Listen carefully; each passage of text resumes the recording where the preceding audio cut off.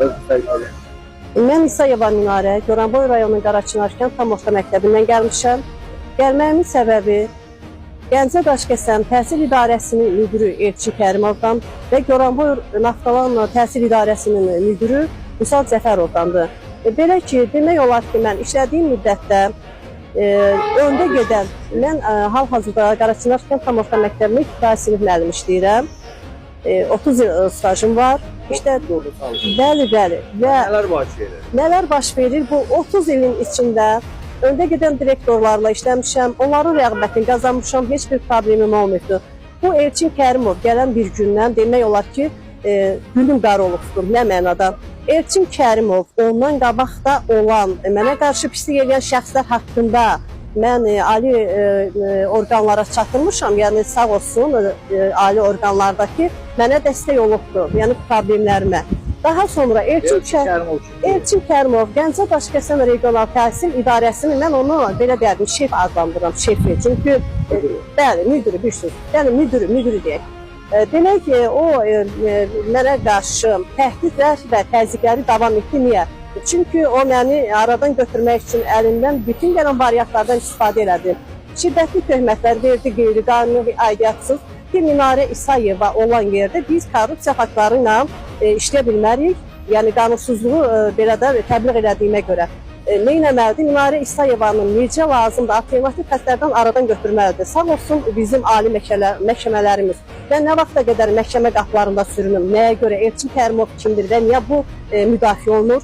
Və onun yaratdığı komanda demək olar ki, bir çətir altında biz bir güclü komanda yaradıbdır. Hal-hazırda Gəncə Daşkəsən Regional Təhsil İdarəsində qohumlar, əmzadələr və bir ailənin üzvü, dövlət qulluğundan keçənlər Emin Məmməd Tağıyev, Elmin, Nalə Məmməd Tağıyeva nəyə görə təhsil idarəsində ali demək olar ki, vəzifədə çalışırlar. Buna baxmayaraq Elçin Kərimov, mən ikisi də bəli bir yerdə çalışırlar. Həm ər, həm arvad özü ilə gətirdiyi, sürət qatarında gətirdiyi, demək olar ki, Arandan gətirdiyi, Mingəçevir Yevlaxdan orada işləyirdi. Gətirdiyi bu şəxslər birlikdə orada çalışır. Hətta indi isə öz əmizadəsini gətiribdir, Pənah Kərimli, sonra bir başqası. Yəni, çox xahiş edirəm ki, bir bu araşdırılsın, bunun əmək fəaliyyəti araşdırsın, görüm Elçin Kərimov nəyə görə sadə bir anıya, ötəsində birinci qrup əlili olan bir anıya qarşı belə bir sifarişlər verir. Mən Azərbaycan müəllimiyəm, cənab deməli, Ulu Öndərin bir şiarı var ki, mən müəllimdən yüksək yer üzündə ad tanımıram. Ancaq bugün Elçin Kərimov o səlahiyyətlərindən çox çərçivədən çıxıbdır, vəzifə səlahiyyətlərindən yüksək dərəcədə istifadə edir. Mən elə bilirəm ki, qanunvericilikdə belə bir təlimat yoxdur. Demək ki, dövlət... Sən nə deyir? Konkret olaraq bax, deyirsən... Mən dəfələrdə onun qəbulunda olsam da o şəxsən mənə səni məhv edəcəm, mənim üzərimdə böyük imkanlarım var. Səbəb odur ki, o mənə deyir ki, sən qanunsuz, demək ki, onun fikrindən belə çıxır ki, mənim dərs saatlarımın çox olması qanunsuzdur. Mən dərs saatlarım az olması haqqında ona fikrimi bildirəndə deyir, yox, mən sənə bu qədər 10 saat o da nə müsibətlə veribdir. Onu mən başa düşə bilmirəm. Təlimatda belə şey var ki, Regional Təhsil İdarəsinin müdürü dərs adı bölsün. Niyə? Nəyə görə? Və sonra da mənə dəfələrlə şiddətli töhmət verilibdir. Və bunu da məktəb rəhbərliyi, məhkəmə zalında özü etiraf elədi ki, mən Minarə müəllimə sizlə heç bir işim yoxdur, mən əmr quluyam. Baxın, bir söz deyək, region müdürü müəlliməyə töhmət verə bilir? Xeyr, səlahiyyəti çatmır. Səlahiyyəti çatmır? Xeyr. Sizə necə verir o? O tapşırıq əsnasında. Çünki mənim rəhbərim, yəni məktəbin direktoru deyir ki, mən işimi itirə bilərəm, özümü sığortalamaq üçün mən kiməm ki, əmr quluyam deyib elə mənim yerinə getirməliyəm. Məktəb direktoru verir. Bəli. Ancaq bunun sifarişi... Məktəb direktoru da deyir ki, regionun göstərişi veribdir Vüsal Cəfərova. Vüsal Cəfərov da o şəxsdir ki, diaqnostik balı kifayətcə təhsil tələb etdiyi meyarlara cavab verməyən Vüsal Cəfərov necə bir gəlib orada belə rəhbərlik edir, başçılıq edir, mən bilmirəm. Hətta Vüsal Cəfərov hal-hazırda direktor və zavuşların həvalə altında olan pullarını mənimsəyirlər. Belə əllərdə faktlar da var, iddialar hələ çoxdur, hamısı da öz faktını tapır. Mən buradan müraciət edirəm, ölkə başçısı Cənab İlham Əliyev, mən buradan müraciət edirəm, analar anası, Mehriban xanım Əliyeva, bir ananın fəryadı, bir ananın səsi sizə çatır. Çox xahiş edirəm. Ötəmdə birinci qrup Əlil övlad var. Mən bu Əlil övladla bərabər demək olar ki, təhdidlərə, tənqidlərə məruz qalmışam. Çox xahiş edirəm, ali qurumlar, baş prokuror, demək olar, Dövlət Təhlükəsizlik Xidməti, çox xahiş edirəm, mən nəzarətə götürülüm və bu şəxslərin mənə qarşı elədikləri araşdırılsın. Mən xahiş edirəm, mənim evimdə çəkiliş gəlsin.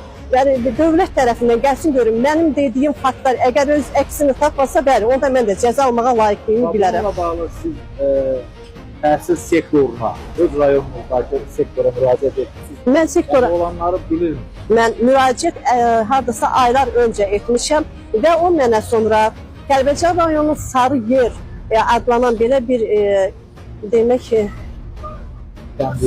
məkanından da, yaylağından bir çobanla xəbər göndərdi ki, mənə gələn zəngdə telefonundadır ki, Minarə İsayevanı məhv eləyəcəm və o mənim elədiyim əməlləri birbaşa çatdırır nazirliklərə, yuxarı dövlət qurumlarına. Bunu mənə xəbər göndərən Vüsal Cəfərovun demək olar ki, dostu adlandırımda dedi ki, sektor müdürü, bəli, Goranboy rayonu sektor. Eyni zamanda səni məhv edəcəm sözün region da deyirlər. Bəli, şəxsən Elçin Kərimov birbaşa deyirəm, heç bir yanlışlıqlara mən yol verə bilmərəm, yalan ifadə verə bilmərəm, çünki özüm müəlliməm, ziyalı bir ailənin qızıyam və nəyə görə mən bugün xəstə övladımı demək olar ki, narkotik tərkibli mən iynə vurub yollara çıxıram. Niyə? Nəyə görə? Elçin Kərimovun da övladı, anası, bacısı var. Yəni biz Azərbaycanlıyıq. Mən prezidentin ən həssas qrupuna daxil olan bir vətəndaşam, anayam. Siz səbəbi nədə görürsünüz? Bax, niyə elə deyirsiniz? Səbəb belədir ki, demək olar ki, mənim hətta yerim satılmışdı, hərraca çıxarılmışdı. Mən yerimin satılan yeri, demək qanun çərçivəsində cəfələrlə Cənab Nazirin qəbulunda da olmuşam. Sonra həmin müəllim işdən uzaqlaşdırıldı və onun verilən pullar dövlət tərəfindən bəli, geri qaytarıldı. Buna görə də, yəni qanunsuzluğu ifşa etdiyimə görə, bəli, şəxsi qərəz, bir sadə müəllimdən şəxsi qərəzi bu nə dərəcədə düzgündür? Elçin Kərimov, məsələn, təlim adı ilə getdiyi xaricdə mülk ala bilir.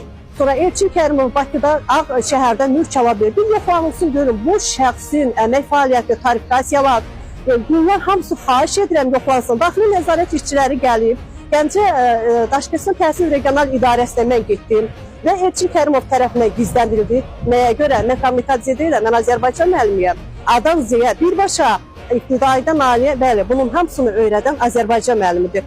Bizdə dedi. Sonra mən Daşkəsən rayonunda Cənab Nazirin qəbuluna gedəndə mənim üstümə fiziki strukturu olan güc tətbiq olundu. Kürəyimdə 19 yaşlı əlil olaraq mən çox xahiş edirəm, dövlətindən bir daha təkrarən verirəm, ali qurumlardan, Azərbaycanda olan ali qurumlardan, baş prokurorluq, Cənab Prezident, analar anası, Mehriban xanım Əliyeva, sizdən dəfələrlə xahiş edirəm ki, mənim bu fikrim, bu fəryadım sizlərə çatsın.